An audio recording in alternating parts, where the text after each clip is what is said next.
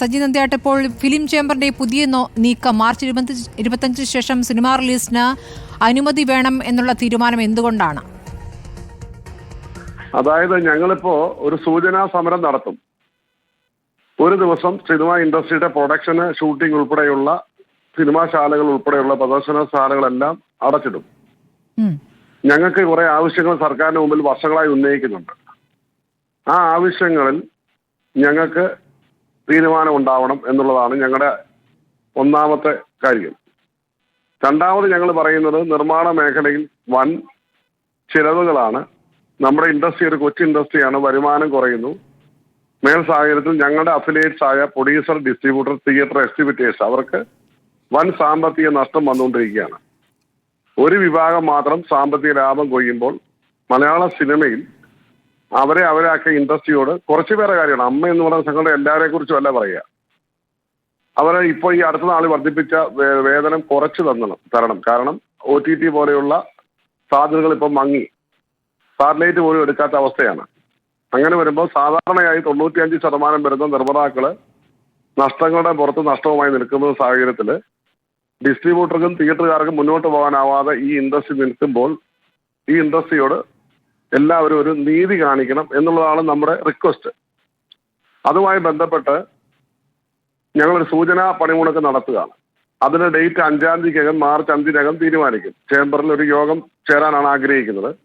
അതനുസരിച്ച് അഫിലിയേറ്റ്സുകളെല്ലാം ഇന്നലെ ആയിട്ട് ചേംബറിന് NOC നൽകിയിരിക്കുകയാണ്. ചേംബർ തന്നെ സൂചനാ പണിമുടക്കിന്റെ ദിവസം തീരുമാനിക്കണമെന്ന്. അപ്പൊ ആ ദിവസം ഞങ്ങൾ മാർച്ച് 5-ന് മുമ്പ് തീരുമാനിക്കുമെന്നുള്ളതാണ്. അത് മറ്റു തീരുമാനങ്ങളാണല്ലോ ശ്രീ സജി നന്ദ്യാട്ട്. ഞാൻ ചോദിച്ചത്, നിങ്ങൾ ഇപ്പോൾ ഏത് ഫിലിം റിലീസ് ചെയ്യുമ്പോഴും നിങ്ങളുടെ അനുമതി വേണം എന്നുള്ള ഒരു തീരുമാനത്തിലേക്ക് പോകാനുള്ള പ്രധാനപ്പെട്ട കാര്യം എന്താണ്? അപ്പോൾ 25 ശേഷം ആ തീരുമാനം വരുന്നു എന്ന് പറയുമ്പോൾ 27-ന് എമ്പുരാൻ എന്ന സിനിമയുടെ റിലീസാണ്. നിങ്ങളുമായി ഇപ്പോൾ പരസ്യമായി കോർത്തിരിക്കുന്ന നിർമ്മാതാവാണ് എമ്പുരാന്റെ നിർമ്മാതാവ്. അപ്പോൾ അതിലൊക്കെ ഒരു വൈരാഗ്യ ബുദ്ധിയുണ്ടോ എന്ന സംശയം ഉയരുന്നുണ്ട്. അല്ല, ഞങ്ങൾ അങ്ങനെ എവിടെയും പറഞ്ഞിട്ടില്ല. ഞങ്ങൾ ഒരിക്കലും എമ്പൂരാനോ അല്ലെങ്കിൽ അതുപോലെ തന്നെ ഒത്തിരി പടങ്ങൾ മാർച്ച് അവസാനം ഏപ്രിൽ മെയിൽ ഇവിടെ റിലീസ് ചെയ്യുന്നുണ്ട്. അത് ഞങ്ങളുടെ എല്ലാ അംഗങ്ങളുടെ പടമാണ്. ആന്റണി പെരുമ്പാവൂർ ഞങ്ങളുടെ അംഗമാണ് ഇപ്പം നിലവില്. അപ്പൊ അത് എമ്പുരാനെ രക്ഷപ്പെട്ടാണെന്ന് ഞങ്ങളാരും പറഞ്ഞിട്ടില്ല. അതിനകത്ത് ആരെങ്കിലും അത് അങ്ങനെ അതിനെ എന്താ പറയാ ചിത്രീകരിക്കുന്നുണ്ടെങ്കിൽ അതിന്റെ പിതൃത്വം ഞങ്ങൾ ഏറ്റെടുക്കുന്നില്ല.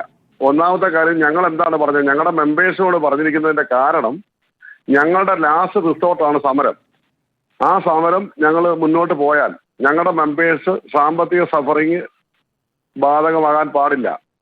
ഏതെങ്കിലും തരത്തിലുള്ള എഗ്രിമെന്റ് ഇട്ട് കഴിഞ്ഞാൽ അത് ലീഗൽ ആക്ഷനിലേക്ക് പോകും. അപ്പോൾ ഞങ്ങളുടെ മെമ്പർമാർക്ക് അത് ബുദ്ധിമുട്ടായിട്ട് വരും. അതുകൊണ്ട് ഞങ്ങളുടെ മെമ്പർമാരുടെ സേഫ്റ്റിക്ക് വേണ്ടിയിട്ട് മാർച്ച് 25-ന് ശേഷം റിലീസാകുന്ന എല്ലാ ചിത്രങ്ങളും അത് എഗ്രിമെന്റ് ഇടുന്നതിന് മുമ്പായി ചേംബറിന്റെ അനുവാദം വാങ്ങണമെന്ന് പറയുന്നത് പ്രത്യേക സാഹചര്യത്തിലാണ്. സമരവുമായി മുന്നോട്ട് പോകുന്ന സാഹചര്യത്തിൽ മാത്രമേ അത് ബാധകമാകുന്നുള്ളൂ.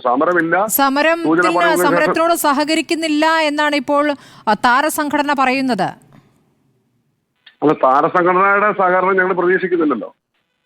താരസംഘടനകൾ എന്ന് പറയുന്നത് അവര് ഞങ്ങൾ ഒരിക്കലും അവരുടെ ചില അംഗങ്ങളുടെ വേതനം കുറയ്ക്കണമെന്ന് പറയുമ്പോൾ സ്വാഭാവികമായും അതിൽ ഭൂരിപക്ഷം അംഗങ്ങളും ഞങ്ങളോടൊപ്പമാണ്.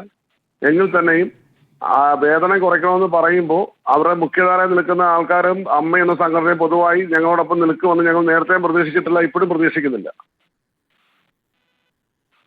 അപ്പൊ ഇതിപ്പോൾ നിങ്ങളുടെ മാത്രം ഒരു തീരുമാനമായിട്ട് അതൊരു അടിച്ചേൽപ്പിക്കുന്ന തീരുമാനമാകുമോ? ഇല്ല, ഞങ്ങൾ അടിച്ചേൽപ്പിക്കാനല്ലല്ലോ. ഞങ്ങളുടെ സാമ്പത്തിക നഷ്ടം പേറിക്കൊണ്ടിരിക്കുമ്പോൾ ഞങ്ങളുടെ അംഗങ്ങളുടെ ഈ സാമ്പത്തിക ബുദ്ധിമുട്ട് മനസ്സിലാക്കാനാണല്ലോ. സംഘടന എന്ന് പറഞ്ഞാൽ അവരുടെ എക്കണോമിക് സേഫ്റ്റി നോക്കണ്ടേ, വെൽഫെയർ നോക്കണ്ടേ. അപ്പൊ ഇത് എത്ര വർഷമായി? 1990 മുതൽ ഈ പറഞ്ഞ 34 വർഷമായി 35 വർഷമായി സിനിമയിൽ പണം മുടക്കുന്നവരാരും തന്നെ രക്ഷപ്പെടുന്നില്ല. ശ്രീ സജി നന്ദ്യാട്ട്, സിനിമയിൽ പണം മുടക്കുന്നവർ തന്നെയാണ് ഇപ്പോൾ പലരും നിങ്ങളുമായി സഹകരിക്കാത്തത്. ഇതിൽ എന്തുകൊണ്ടാണ് ഒരുമിച്ചൊരു തീരുമാനം വരാത്തത്? ഇപ്പോൾ ഈ പറയുന്ന എമ്പുരാന്റെ സിനിമാ നിർമ്മാതാവ് നിങ്ങളുമായിട്ട് എന്താണ് ഈ കാര്യത്തിൽ സഹകരിക്കാൻ പറ്റാത്തത്? അപ്പോൾ എമ്പുരാന്റെ സിനിമാ നിർമ്മാതാവ് നിങ്ങളുമായി സഹകരിക്കുന്നുണ്ടോ? അല്ല, അദ്ദേഹം സഹകരിക്കില്ലെന്ന് പറഞ്ഞിട്ടില്ലല്ലോ എവിടെയും. എങ്ങനെ?